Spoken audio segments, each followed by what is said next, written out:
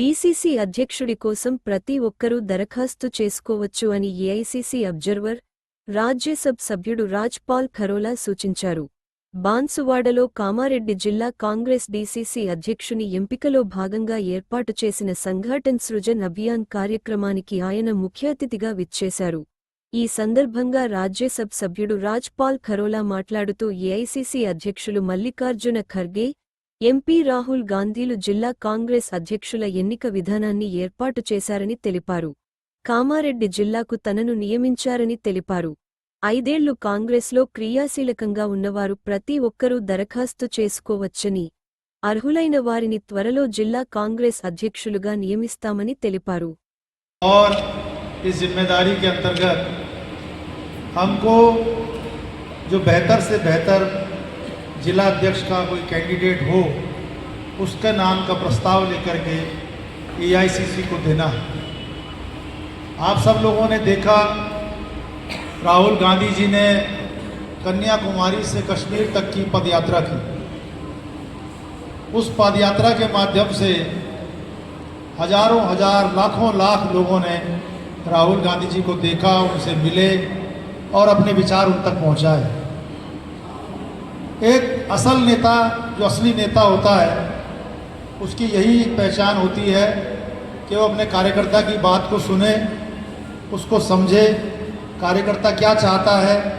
हमारा जो सबसे आखिरी पायदान पर बैठा हुआ व्यक्ति है, वो क्या चाहता है, उसकी क्या मंशा है, उसको हम अपने पार्टी के स्तर पर आगे लेकर के आए।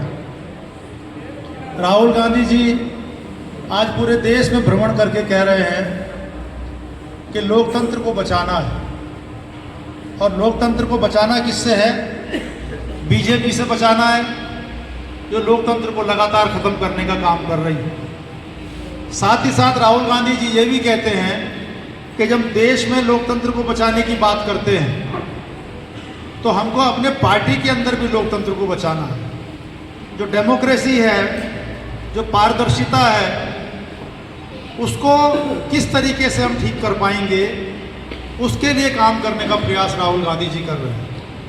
तो देश के लाखों लाख लोगों ने कहा कि हम काम करना चाहते हैं, लेकिन बड़े नेता हमको आगे नहीं आने देते। बड़ा नेता होता है, वो मंच पर बैठता है, कार्यकर्ता नीचे बैठता है। तो राहुल गांधी जी ने कहा कि हम कुछ ऐसा कार्यक्रम चलाते हैं जिसमें पूरी पारदर्शिता हो। दूसरे प्रदेश के ऑब्जर्वर जाएंगे जो उस प्रदेश के बारे में नहीं जानते होंगे, ना उनकी रिश्तेदारियां वहाँ होगी, ना उनकी मित्रता वहाँ होगी। जैसे मैं पहली बार तेलंगाना में आया हूँ, जब कभी आंध्र प्रदेश होता था तब मैं एक बार यहाँ पर आया था, जब मैं यूथ कांग्रेस का प्रदेश अध्यक्ष था उत्तराखंड का। उस ज़माने में कभी मैं यहाँ आया, तो अब तेलंगाना बनने के बाद मैं पहली बार यहाँ आया हूँ। ये जिला अध्यक्ष मुझे पहली बार मिले। कोई भी एक चेहरा ऐसा नहीं है जो मुझे दूसरी बार ज़िंदगी में मिला हो, सब पहली बार ही मिले हैं।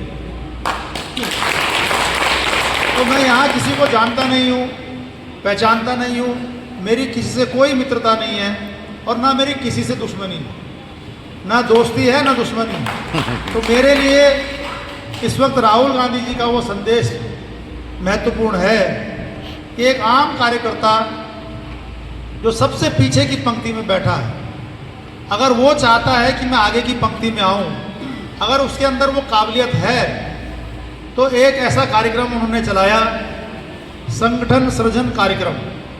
ये कार्यक्रम सिर्फ तेलंगाना प्रदेश में नहीं चल रहा है, हिंदुस्तान के हर प्रदेश में चल रहा है।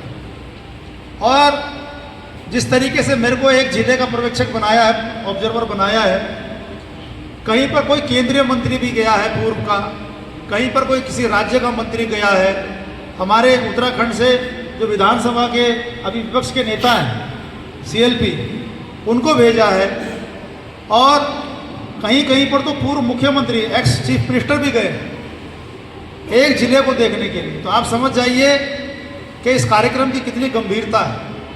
तो राहुल गांधी जी ने सारे बड़े नेताओं को इस कार्यक्रम में लगाया है कि आप जाइए और धरातल पर जाकर के हकीकत को देखिए, क्या सही हो रहा है, क्या गलत हो रहा है। और हमारी पार्टी के अंदर लोकतंत्र कहीं कमज़ोर अगर हो रहा है तो उस पार्टी के अंदर के लोकतंत्र को, उस डेमोक्रेसी को मजबूत करने का काम किया। तो आज आप सब लोगों के सामने एक अवसर है जो भी व्यक्ति